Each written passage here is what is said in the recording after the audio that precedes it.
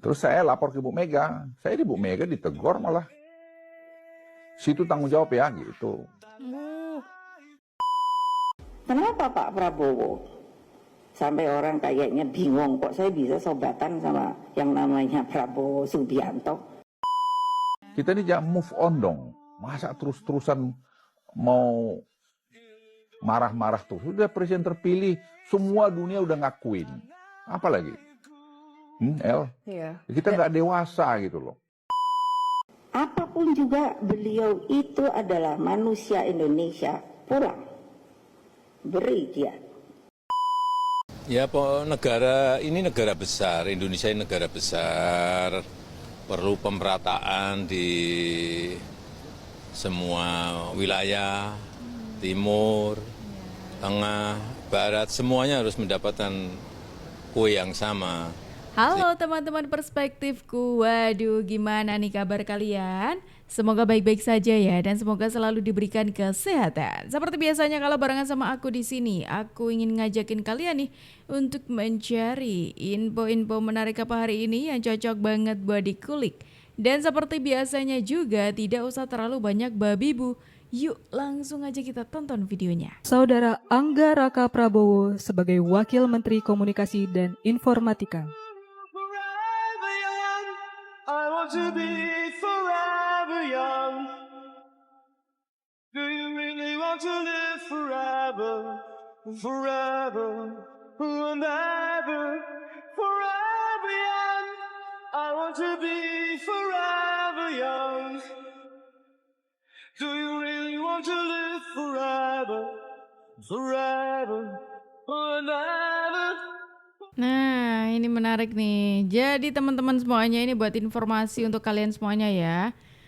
Tanggal 19 hari Senin tanggal 19 Agustus Pak Jokowi baru saja melantik beberapa menteri barunya, wakil menteri juga. Di mana salah satunya itu ada posisi wakil menteri yang diisi oleh anak muda yang namanya Angga Raka Prabowo. Ini atas usulan Pak Prabowo untuk meletakkan, untuk menarik anak-anak muda diletakkan di posisi menteri gitu. Sering sekali anak muda itu diremehkan ya untuk posisi-posisi penting di pemerintahan, jabatan-jabatan di pemerintahan, jabatan tinggi seperti menteri ya. Seperti menteri, wakil menteri itu kayak diremehkan, kayak apa ya? Kalau anak muda ngisi tuh masih muda, pengalamannya masih minim kayak gitu loh.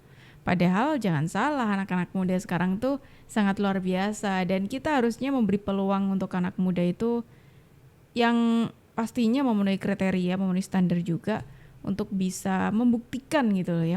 Dan pastinya dengan adanya peluang seperti ini, aku harap juga sih anak-anak muda di luar sana juga banyak terinspirasi dan tidak takut untuk melangkah seperti itu. Ini keren nih ya. Anak muda jadi wakil menteri. Wah. Sebenarnya jangan diadu-adu lah. Oke. Ya, saya nggak tahu, mungkin bisa aja Bu Mega minta datang. Tapi yang cerita yang saya tahu, yang saya kerjakan adalah satu ketika pagi, saya waktu duta besar di Singapura, sekretaris saya namanya Emily, orang Singapura, datang. Dia bilang, Ambassador, you have a very important guest from Jakarta, General. Dia bilang, who is the General? Emily, saya bilang. Oh, he's very famous general, I don't know, his name, I forgot his name gitu loh. Terus saya pergi ke bawah, nah saya lihat Pak Prabowo ada di bawah duduk, baru darat dari luar. Wok, gimana kabar? Wah, kamu dari mana gitu? Dari Jordan Bang gitu. Oh, kita ke atas yuk gitu. Saya ke atas kantor saya. Terus saya bilang, pas sudah makan siang, kita makan siang aja dah. Makanlah kami restoran Jepang itu di mana, di Wokuti dia di Singapura. Kita berdua ya bernostalgia lah. Ya nostalgia. Terus dia bilang, Bang aku nanti minta tolong gitu. Apa Wok? Ini kan Prof. Cum, panggil Pak Sumitro itu, kami Pak Cum. Waktu kami sekolah di Jerman dulu, panggilnya Prof. Cum. Sekarang agak sakit. Sakitnya agak, ya gimana lah gitu. Paspor saya ini udah mau habis. Saya udah 3 kali minta ngadep pada dubes kita di Aman, nggak pernah diterima. Terus, ya kalau bisa diperpanjang Bang, supaya aku bisa ke Indonesia. Saya panggil lah direktur kepala imigrasi saya. Kata, ini kau ini Pak Prabowo ini paspornya perpanjang ini gitu. Oh, siap, Pak, siap. Tapi ini apa? Dia bilang ya ini harus minta izin Jakarta gitu. Kenapa mesti minta izin? Saya apa? Ya, duta besar, apa? Berkuasa penuh, apa? Luar biasa, ya udah. Kau bikin aku tekeng, saya bilang gitu. Ya udah, 3 jam kemudian bikin ku tanda tangan, keluar, bebas. Itu kan masalah kemanusiaan. Terus kemudian saya lapor pada Presiden Gus Dur. Gus Dur bilang, soalnya ya udah Pak Luhut sudah tangan, tapi nggak apa-apa kan Pak Luhut. Pak ini masalah kemanusiaan, Pak Prabowo juga, bukan Pak Prabowo itu mau bikin apa Pak? Dia juga udahlah. Dia saya kenal lah, enggak lah Pak. Orang itu orang baik kok Pak gitu. Pak Luhut kok bilang gitu, udahlah saya kan kenal lama Pak. Ya Pak, beliau cerita sama saya, nggak ada yang menerima telepon dia soal dari Jordan itu Pak. Kan kasihan Pak, masa mau dibiarkan begitu stranded Pak? Ya udah kalau gitu Pak Luhut lah gitu. Udah. Terus saya lapor ke Bu Mega. Saya di Bu Mega ditegur malah.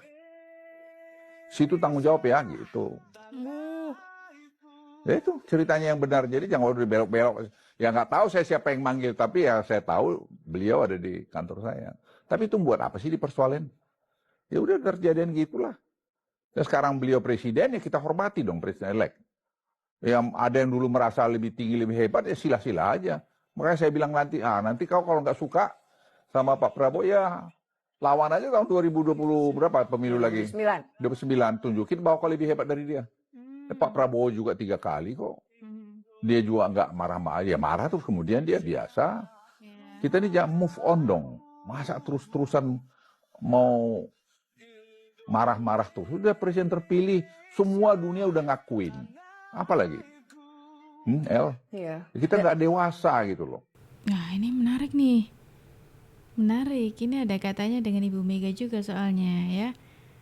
Dulu aku tuh pernah denger ya Ibu Mega tuh ngomong kalau orang yang berjasa memulangkan Pak Prabowo ketika ada di luar negeri ya, lontang-lantung katanya, itu Bu Mega katanya yang berhasil memulangkannya. Wah ini agak berbeda nih. Kalau tadi Opung Luhut ini mengatakan malah ditegur waktu memutuskan untuk membantu Pak Prabowo pulang. Wah ini konsepnya Bu Mega gimana ya? Gimana? Cari pujian gitu maksudnya atau gimana? Nah ini biar untuk mengingatkan kita putar lagi aja video Bu Mega waktu mengatakan beliaulah yang paling berjasa untuk memulangkan Pak Prabowo. Kenapa Pak Prabowo? Sampai orang kayaknya bingung kok saya bisa sobatan sama yang namanya Prabowo Subianto. Memangnya kenapa?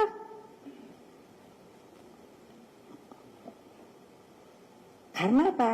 Kalau buat saya, itu Pancasila saya. Katanya musuh harus dirangkul.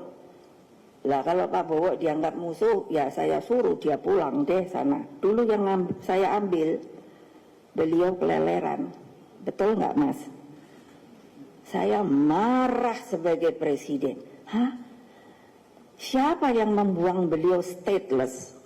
Ini bukan saya mau cari nama loh. Tidak, tanya pada beliau. Tidak, saya bilang. Saya marah pada Menlu. Saya marah pada Panglima. Apapun juga beliau itu adalah manusia Indonesia. Pulang. Beri dia. Begitu. Itu tanggung. Bisa beda gitu ya, gitu maksudnya. Nah, katanya wah beliau tuh yang marah ketika tahu situasinya seperti itu gitu. Beliau yang mengatakan pulang gitu katanya gitu. Ini ada beberapa komentar menarik nih tapi ya, coba kita baca ya.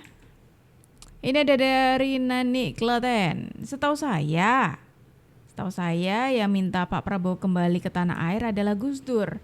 Dan yang melengsarkan Gus Dur itu Mega dan Amin. Oke.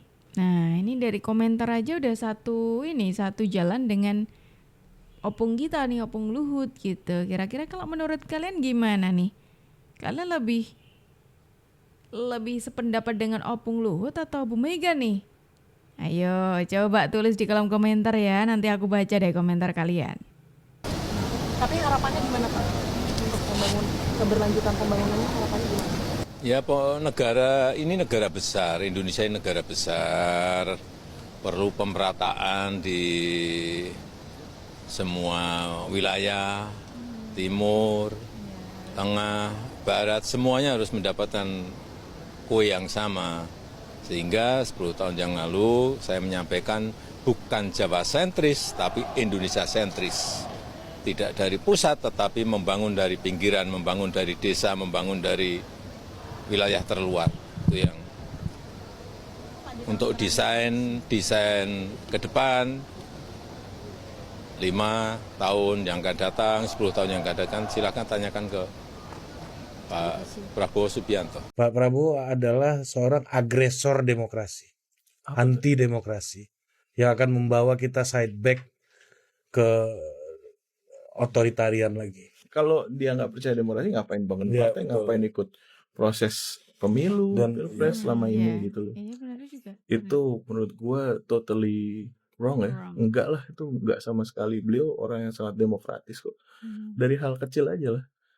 Misalnya mau kemana, mau ngambil keputusan sesuatu, nanya, mau makan, lu saksi kan, kita mau makan apa nih kira-kira nih. Iya. Menurut gua Pak Prabowo orang paling demokratis. Dan dia percaya bahwa demokratisasi adalah jalan yang terbaik. Demokrasi itu jalan yang terbaik. Nah ini banyak nih yang membahas kalau katanya Pak Prabowo itu tidak demokratis. Ini udah jadi pembahasan, udah jadi topik lama sebenarnya ini ya. Tapi ya gimana ya, aku nggak tahu sih kenapa orang-orang itu mengatakan hal itu. Padahal sudah tahu nih Pak Prabowo jadi presiden sekarang ya. Sekarang sudah terpilih menjadi presiden terpilih. Kalau di detik ini aku tag video di bulan Agustus, yang nantinya akan dilantik di bulan Oktober. Sejauh Pak Prabowo ini sampai ditetapkan menjadi presiden ini, Pak Prabowo juga mengikuti prosesi pemilu ya. Prosesnya bertahap beliau lakukan ya, satu tahap seperti itu. Tidak kok langsung meloncat menjadi presiden, kan tidak. Ya. Beliau ikut pemilu juga mengikuti aturan yang berlaku gitu loh. Terus yang dimaksud tidak demokratis itu yang mana? Bahkan Pak Prabowo juga punya partai, membangun sebuah partai. Apakah itu bukan contoh seorang yang demokratis? Perlu dipertanyakan nih justru orang-orang yang mengatakan hal itu. Oh, ini Pak Prabowo waktu mengunjungi. Ini waktu mengunjungi saudara-saudara kita di Muara Angke ya, yang merupakan rumah yang dibangun oleh Pak Prabowo bekerja sama dengan Universitas Pertahanan. 200 rumah dibangun ya untuk warga Muara Angke, tidak cuma rumah aja tapi ada tandon air juga yang diberikan secara gratis. Terus selain itu juga ada lapangan apung ya yang bisa digunakan untuk anak-anak, lapangan futsal ya, terapung yang bisa digunakan dimanfaatkan oleh anak-anak sana untuk bermain. Wah, senang banget lihatnya. Nah, gimana nih kalau menurut pendapat kalian nih mengenai video kita hari ini? Yuk, tulis di kolom komentar ya. Dan teman-teman semuanya terima kasih banyak karena sudah menemani aku dari awal sampai akhir. Tapi sayangnya kita harus akhiri dulu sampai di sini. Tenang aja kawan-kawan semuanya, teman-temanku semuanya, karena besok insya Allah kita ketemu lagi. Jadi jangan lupa diklik tombol subscribe-nya supaya apa? Tidak ketinggalan info terbaru dari kita. Dan aku Juju pamit undur diri dulu, sampai jumpa. Terima kasih.